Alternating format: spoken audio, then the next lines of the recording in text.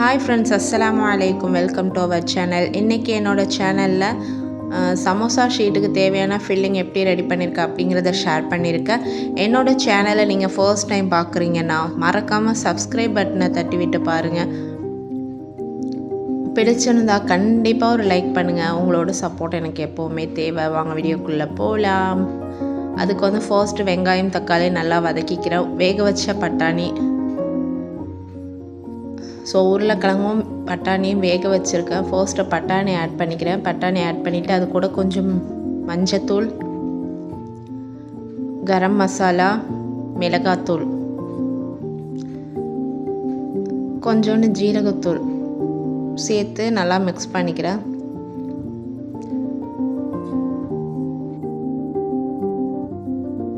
நல்லா மிக்ஸ் ஆனதுக்கு அப்புறம் வேக வச்ச உருளைக்கிழங்க நல்லா மசிச்சு வச்சுருக்கேன். அதையும் சேர்த்து ஆட் பண்ணியிருக்கேன்.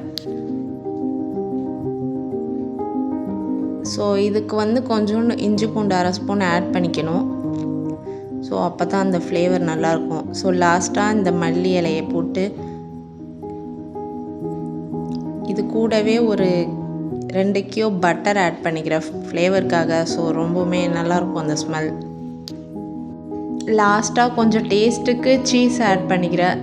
ஸோ என் குட்டீஸ்க்கு வந்து சீஸ்னால் ரொம்ப இஷ்டம். ஸோ அது கூட சீஸ் ஆட் பண்ணிக்கலாம். அது ரொம்பவுமே நல்லாயிருக்கும். ஸோ அவ்வளோதாங்க, ரொம்பவுமே ஈஸியாக ஃபில்லிங் ரெடி பண்ணியாச்சு. இதை நல்லா ஆற விட்டுக்கலாம்.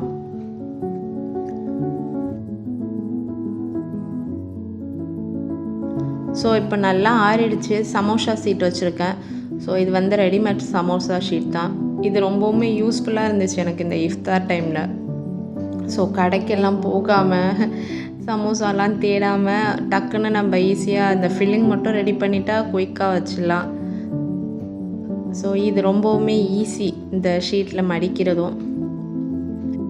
இது வந்து என்னோடய வேலையை வந்து ரொம்பவுமே ஈஸியாகிடுது இந்த சமோசா ஷீட் வந்து. ஸோ இது எல்லா ஃபில்லிங்கையும் வச்சு நம்ம ஃப்ரீசரில் வச்சுக்கலாம். நம்மளுக்கு தேவையானதை மட்டும் எடுத்துக்கலாம். ஸோ ஃப்ரீசரில் நல்ல கூலிங் இருந்தால் ஒரு 1 ஹவருக்கு முன்னாடி அந்த சமோசாவை வந்து வெளியில் எடுத்து வச்சுட்டு அதுக்கப்புறம் பொரிச்சா ரொம்பவுமே நல்லாயிருக்கும், கிறிஸ்பியாக இருக்கும். ஸோ நானும் அந்த மாதிரி தான் ஸ்டோர் பண்ணி வச்சுருக்க போகிறேன்.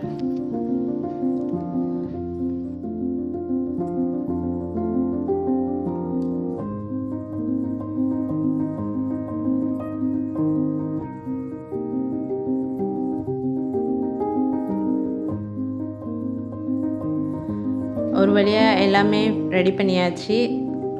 ஸோ இது எப்படி இருக்குன்னு வாங்க ருச்சி காட்டுறேன். ஸோ அவ்வளோதாங்க, ஈஸியாக வேலையும் முடிஞ்சு. இஃப்தாருக்கு சமோசாவும் ரெடி ஆயாச்சு. ஸோ நெக்ஸ்ட் டே வந்து நான் ப்ரெட் வச்சு ஒரு ஷவர்மா மாதிரி ரெடி பண்ணியிருக்கேன். ஸோ அது எப்படி பண்ணியிருக்கேன்னு வாங்க வீடியோக்குள்ளே பார்க்கலாம்.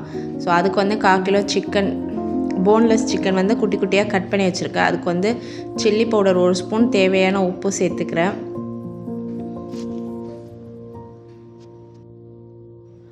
கூடவே கொஞ்சம் பெப்ரிக்கா பவுடர் சேர்த்துக்கிறேன். ஸோ அது கூட வந்து கார்லிக் பவுடர் சேர்த்துக்கிறேன். ஸோ இதுக்கு வந்து இஞ்சி பூண்டு வந்து ஆட் பண்ணக்கூடாது, அது டேஸ்ட் வந்து ஃப்ளேவர் மாறிடும். ஸோ அந்த கார்லிக் பவுடர் தான் அதோடய ஃப்ளேவரே, ரொம்பவுமே சூப்பராக இருக்கும்.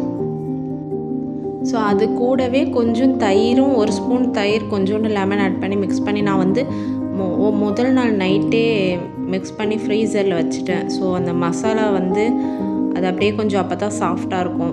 ஸோ இது வந்து நெக்ஸ்ட் டே இஃப்தாருக்கு ரெடி பண்ண போகிறேன்.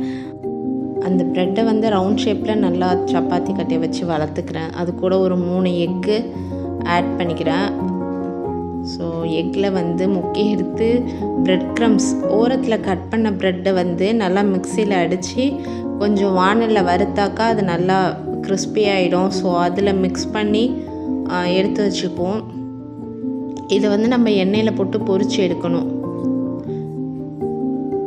ஸோ இது ஃப்ளஃபியாக வர்றது தான் கொஞ்சம் பெரிய டாஸ்கே.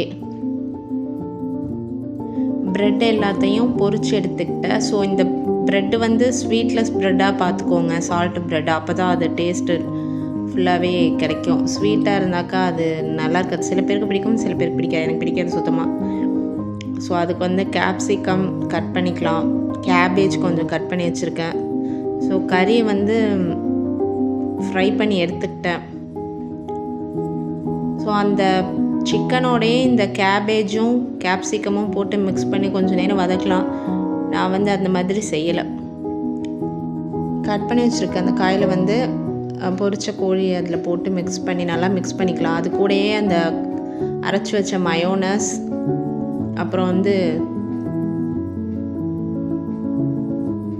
கெச்சப் ரெண்டத்தையும் மிக்ஸ் பண்ணி, ஸோ இந்த ப்ரெட்டை வந்து ரெண்டாக கட் பண்ணி வச்சுருக்கேன். கட் பண்ணி வச்சு அதில் ஃபில்லிங் வச்சு சூப்பராக ரெடி பண்ணிடலாம். அவ்வளோதாங்க. ரொம்பவுமே டேஸ்ட்டாக இருந்துச்சு இந்த ப்ரெட் ஷவர்மா. என் குட்டீஸ்க்கு வந்து என் பொண்ணுக்கு வந்து ரொம்பவுமே பிடிச்சிருந்துச்சி. ஸோ அல்ஹம்துலில்லாஹ் இன்றைக்கும் இஃப்தார் நல்லபடியாக முடிஞ்சி. இதோட இந்த வீடியோ முடிஞ்சி. உங்களுக்கு இந்த வீடியோ பிடிச்சிருந்தா லைக் பண்ணுங்கள், ஷேர் பண்ணுங்கள், மறக்காமல் சப்ஸ்கிரைப் பட்டனை தட்டிட்டு போங்க. நெக்ஸ்ட் வீடியோவில் பார்ப்போம். ஜடா வீடியோ எப்படி இருந்துச்சுன்னு மறக்காமல் கமெண்ட் பண்ணுங்கள்.